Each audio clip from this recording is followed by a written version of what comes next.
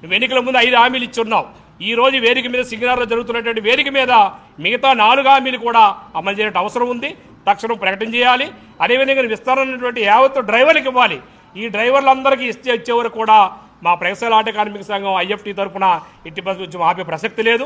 రాష్ట్ర ఉద్యమం చేపడతాం. భవిష్యత్తులో కూడా ఇంకా ఉద్యమాన్ని తీవ్రతరం చేస్తాం. ఈరోజు రిప్రజెంట్ ఇవ్వడం కూడా నువ్వు వెనకాడి భయపడ్డావంటే నీ బుద్ధి తెల్లవుతా ఉంది. సరైనటువంటిది కాదు. మోసపూరితమైనటువంటి ప్రకటన. చంద్రబాబు నాయుడు ఎప్పుడు అధికారంలోకి వచ్చినా కానీ మోసం చేయడమే తప్ప ఏనాడు కూడా ఇచ్చినటువంటి హామీలు అమలు చేసే చరిత్ర ఆయనకి లేదు. ఈ కూటమి ప్రభుత్వంలో ఈయనతో మాటపడాల్సిన పరిస్థితికి పవన్ కళ్యాణ్ కూడా నెట్టబడ్డాడు.